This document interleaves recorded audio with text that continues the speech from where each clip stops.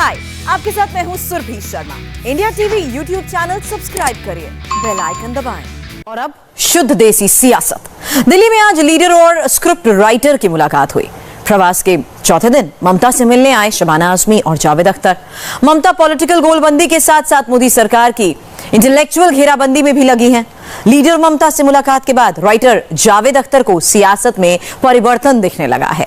ममता ने 2024 के लिए खेला होबे की तर्ज पर ही उनसे गाना लिखने को भी कहा है। जावेद साहब ने प्रपोजल मंजूर भी कर लिया है। मॉनसून के खुशनुमा मौसम में दिल्ली में ममता बनर्जी और जावेद अख्तर मिले। ये लीडर और स्क्रिप्ट राइटर की मुलाकात थी, साथ में शबाना आजमी थी। मुलाकात हुई तो क्या बात हुई, ये जानने के लिए जितना मीडिया बेचैन था, बताने के लिए ममता और जावेद बेकरार थे। जावेद अख्तर को हवा में परिवर्तन की खुशबू आने लगी है। इसके लिए तो फैसला कर नहीं सकता, लेकिन ये जरूर कर सकता हूँ कि मुझे जरूर लगता है कि कुछ परिवर्तन होने चाहिए। So you think for 2024 the nation should go for a change for election? This is the political question. Okay. ये आप ऐसा सवाल मुझसे ना कीजिए, तो पॉलिटिशियन से कीजिए, लेकिन ये मैं जरूर महसूस करता हूँ कि परिवर्तन होना चाहिए। आजकल हमारे देश में कुछ टेंशन ज्यादा मुझे लगता है, चाहे एक तरह पोलराइजेशन दिखता है। हाँ। कुछ बड़े एग्रेसिव स्टेटमेंट, कहीं कहीं वायलेंस, ये सब नहीं होना चाहिए। इसी शहर में राइट हुए थे कुछ दिनों पहले, ये तो बड़ी खराब बात है ना। अगर दिल्ली में ही हो जाए तो फिर क्या बचा। तो ये सब चीजें बंद होनी चाहिए। And as far as the leader is concerned, Mamata Banerjee standing right next to you. Do you think Mamata Banerjee can actually lead, the country, and there could be a front where she can lead the front? She had been trying to speak to several people, several leaders, and many wonder if the nation has seen some leadership crisis. Whatever little conversation we had and whatever she said, that is not her priority at all, that whether I should lead or somebody else should lead. She believed that there should be परिवर्तन the way she wanted it in Bengal, now she wants it in India. ये leadership किसकी हो और कौन जाता है, ये एक टॉपिक हमेशा होता है। Who will become the prime minister? ये सब तुम सेकेंडरी बात है। इम्पोर्टेंट बात है what kind of India do you lead. कौन लीड करेगा कौन नहीं लीड करेगा वो इम्पोर्टेंट बात नहीं है। हमको हिंदुस्तान कैसा चाहिए, हमें हिंदुस्तान में कैसी परंपरा, कैसा एटमॉस्फेयर, कैसी आजादी, कैसी डेमोक्रेसी चाहिए, कैसी होनी चाहिए और अच्छी हो जाए। डेमोक्रेसी तो हमारे देश में हम प्राउड है कि है, कहीं नहीं है। इस तरह बड़ा एशिया देख लोगे तो जैसा हमारे यहाँ है। मीडिया का सवाल था, क्या बंगाल की तरह 2024 में पूरे देश में खेला होगा? जवाब जावेद ने दिया, मगर यहाँ स्क्रिप्ट लीडर ने लिखी। दीदी ने कहा खेला होबे।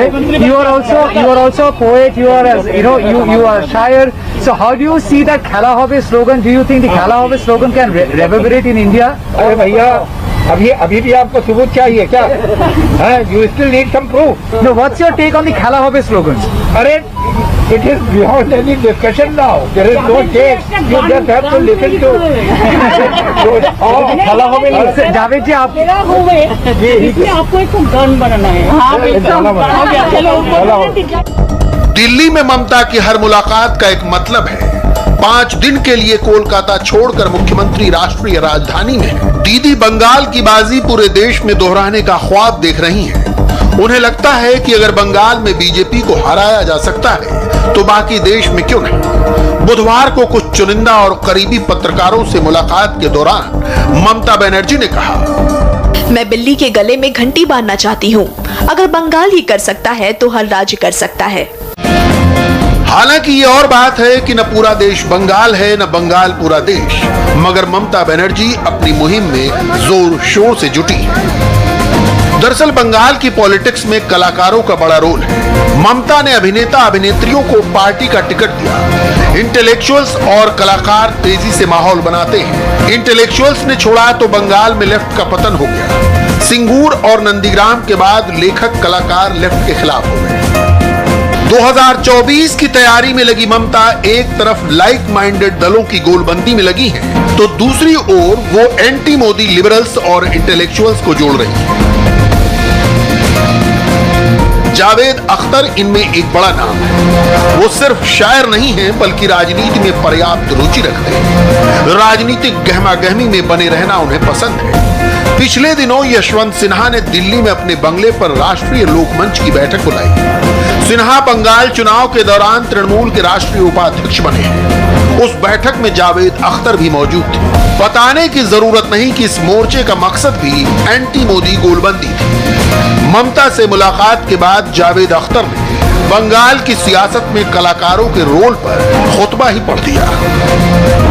ये तो बंगाल का इतिहास रहा है कि बंगाल में जब भी कोई क्रांति हुई है, कोई नई बात आई है, तो हमेशा वहाँ के जो कलाकार है, जो आर्टिस्ट हैं, उन सब ने हमेशा आवाज बुलंद की है।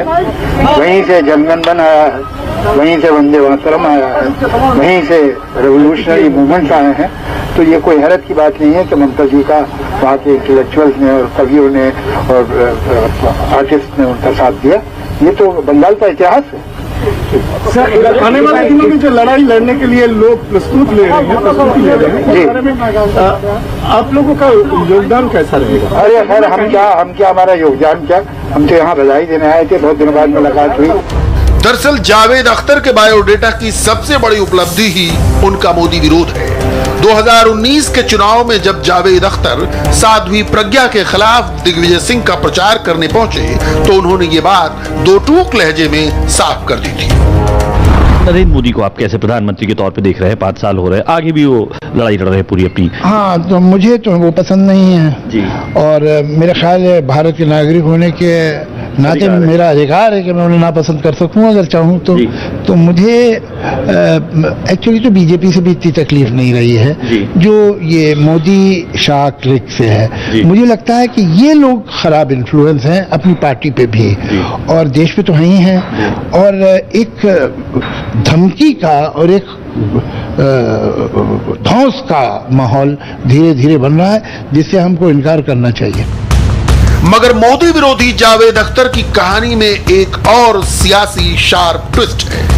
यह ट्विस्ट ममता की राष्ट्रीय राजनीति के सपने को सूट करता है। जावेद अख्तर मोदी विरोधी ही नहीं है, वो राहुल गांधी के भी विरोधी हैं। कुछ दिनों पहले ही सलमान खुर्शीद को जवाब देते हुए जावेद अख्तर ने ट्वीट किया था, जनाब सलमान खुर्शीद, आपका विरोधाभासों से लबरेज लोकतंत्र का राजा पूरी तरह दयनीय है।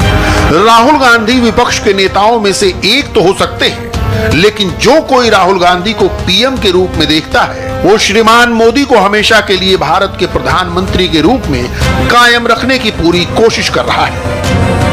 मामला केवल ट्वीट तक नहीं सिमटा, जावेद मुखर होकर भी राहुल के खिलाफ अपनी बात रख चुके हैं।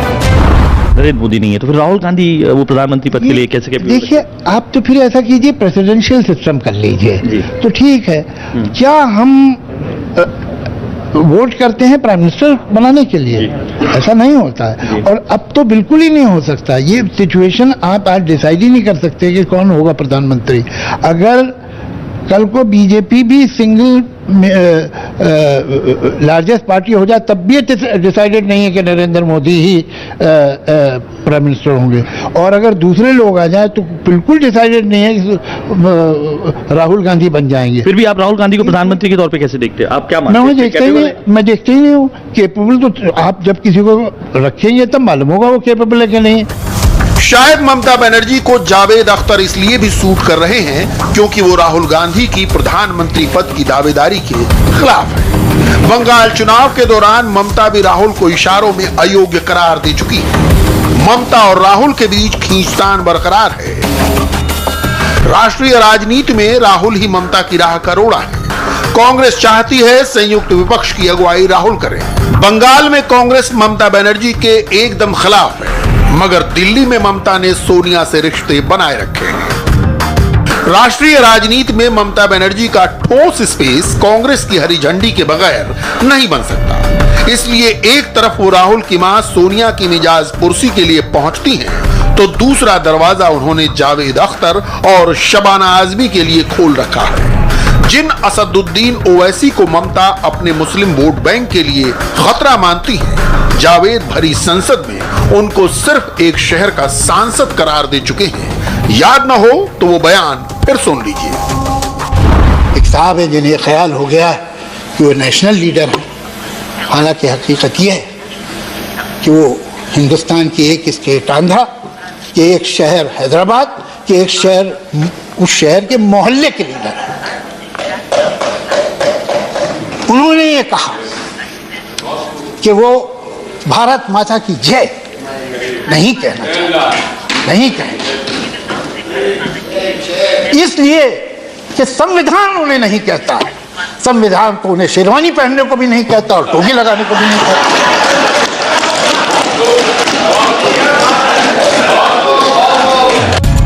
जावेद साहब सन्नाटे में सनसनी क्रिएट करने में माहिर हैं। हाल ही में तब चर्चा में आ गए जब उन्होंने शाहजहां को रक्त से 70% राजपूत बताया। उन्होंने ट्वीट किया, ओबामा के पिता केन्याई थे, उनके चाचा चाची अब भी केन्या में रहते हैं, मगर चूंकि ओबामा का जन्म अमेरिका में हुआ इसलिए उन्हें राष्ट्रपति चुनाव लड़ने का अधिकार मिल गया। शाहजहां भारत में 5वां मुगल था। उसकी दादी और मां राजपूतानी थी, 75% राजपूत खून, लेकिन वे उन्हें विदेशी कहते हैं। अख्तर के इस ट्वीट पर नई बहस छिड़ गई। लोग तर्क देने लगे कि ओबामा ने शाहजहां की तरह अत्याचार नहीं किए थे, न ही ओबामा के पूर्वजों ने भारत पर आक्रमण किया था। बहरहाल जावेद अख्तर तो एक बड़ा चेहरा है। ममता की मोदी विरोधी लिबरल गैंग में पहला नाम हाल में प्रसार भारती के पूर्व सीईओ रहे जवाहर सरकार का जुड़ा है। दिनेश त्रिवेदी के इस्तीफे से खाली हुई सीट पर जवाहर का नामांकन कराया गया। तृणमूल ने अपने आधिकारिक बयान में कहा कि सार्वजनिक सेवा में अमूल्य योगदान के कारण जवाहर सरकार को चुना गया है, जिससे हमें अपने देश की बेहतर सेवा करने में मदद मिलेगी। मगर सच्चाई यह है कि रिटायरमेंट से पहले इस्तीफा देने वाले जवाहर सरकार खुद को गैर राजनीतिक बताते हैं और नरेंद्र मोदी के नेतृत्व वाली सरकार को इनटॉलरेंट और डिक्टेटर। छोटे से ब्रेक के लिए यहां पर रुकना है। जल्द लौटेंगे, नजर डालेंगे इस वक्त की हेडलाइंस पर।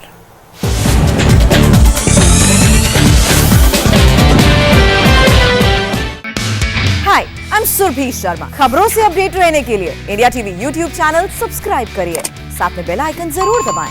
जुड़े रहें इंडिया टीवी के साथ।